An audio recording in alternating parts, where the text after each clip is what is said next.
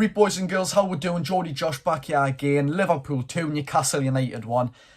What can we say? Straight into the match preview. Well, there we have it. Newcastle United 1, Liverpool 2. This is a bit of a late of a match reaction, but we've got to get it out, don't we? What on earth has happened there? Was it the substitutes? Was it a lack of actual determination to win? Or did we just take the foot off the gas? And taking the foot off the gas against teams like Liverpool is obviously going to come back to haunt you. They'll press you for the 90 minutes. They do not stop. They are the definition of a winning mentality. Comebacks against Barcelona. The most scoring team from losing positions and winning from the 90 plus minute. I mean, they're incredible when it comes to terms like that. But we genuinely did. It's a weird one. We did not deserve to lose the game. But in the way that we didn't even bother to even try after they got a man sent down, we just took a foot off the gas. And a bit of arrogance, actually, just saying, you know what, we've won the game. We're not going to try. Liverpool are down to 10 men and we're battering them. So they just took the foot off the gas. And they've paid the price. And you know what? Deservingly so. I genuinely believe that this is a learning point and it's a learning curve as well. You need to know. You have to go for the second goal. You have to make sure. You can't just leave it at 1-0. And Darwin Núñez comes on. He goes far post 2 times. Beats Pope in the same place twice. And they've won the game. It's as simple as that. And it's no one to blame but ourselves. Was the substitutions another part to play? In my opinion, unfortunately, yes. You bring off a player like Tonali who ran that game ragged. He was the centre of midfield. He did not stop the whole game. I mean, oh my God, he was harassing them. He was winning the ball back. He was going on to the right wing. He was making attacking positions and he was getting the ball in the box. He was my joint man of the match with Anthony Gordon, sorry. I mean, yet again, Anthony Gordon, another unbelievable player. Why would you take Anthony Gordon off and not Miggy? Miggy, I would understand in normal circumstances that keep Miggy on. He's work rate, he runs for the ball. But Anthony Gordon does just the exact same thing. His work rate is unbelievable. He had an unbelievable game. Maybe could be once in a lifetime. I mean, I can guarantee that it's not with each day. He's going to get better. But he took his goal very well. He had Trent in his pocket. I know he's an attacker, but yet again, he was in Trent's head mentally and physically. I mean, why would you take them two off? Fair enough, Gordon doesn't have the exact effectiveness in the midfield and defensive areas, but Tonali genuinely was the centre of our midfield. I would love for him, if we didn't play for pivot, I would love for Tonali to be in the centre of that midfield because no one would get past him. He just absolutely harasses every single player that he sees, and he's great going forward as well. He genuinely is. What a complete player we have in our hands. 60 million looks such a steal for Mr. Sandro Tonali right now, but it's just one of them, isn't it? You've got to congratulate Liverpool as well. They took the goal very, very well. The goals very, very well. Sorry, like I say, it's one of them. You batter Liverpool for 80 minutes. You take the foot off the gas for however long we did, for probably 40 minutes. We didn't even try.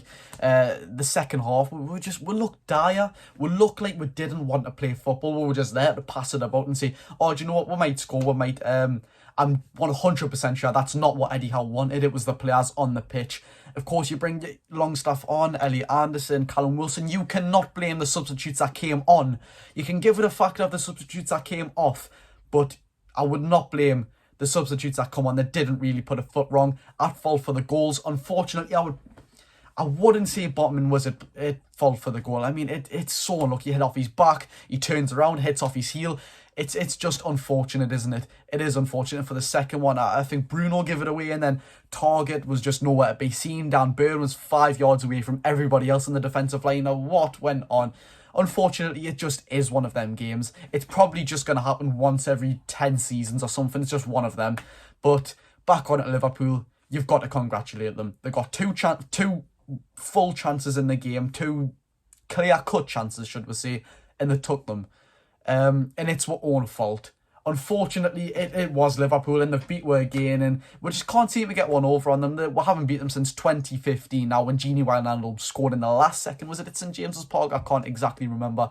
I think there was 1-2-1. Gini Wijnaldum, Martin Skirtle own goal. God knows who scored for them. But you've just got to congratulate them.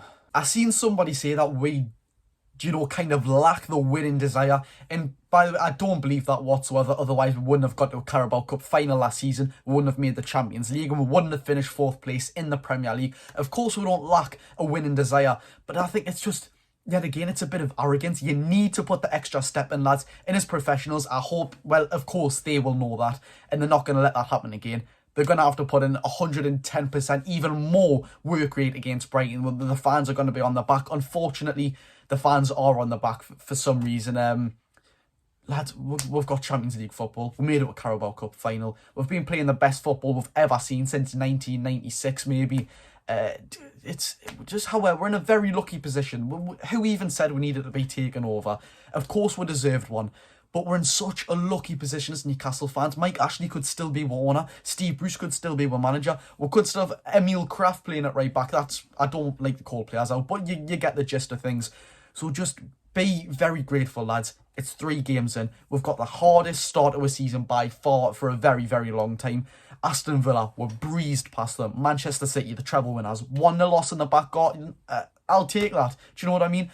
Liverpool, it was a slip-up. It genuinely was a slip-up. Give the lads time. Stop putting unnecessary pressure on them. The professional footballers, they'll come back more than anybody. Give them time, lads. Brighton and Hove Albion just got beat off West Ham. And West Ham did not have very good possession in that game. They were very great on the counter-attack. They took the chances like Liverpool did. So it's a matter of being clinical, that game. I'll make a match preview on it. But I think the winner of that game is going to be whoever is the more clinical side, which I will pick up on yet again. But there we'll have it. Liverpool 2, Newcastle United 1. Unfortunately, we'll go back to Anfield wanting revenge again for the 8th year in a row. It's getting out of hand now. But there we'll have it, lads. Who was your man of the match? In my opinion, Tonali and Gordon was joined for me. If you had to pick one, who would it be? Let me know, lads. And thank you very much for watching. If you did like the video, leave a like and smash the subscribe button. See you later, boys. I've been Geordie Josh.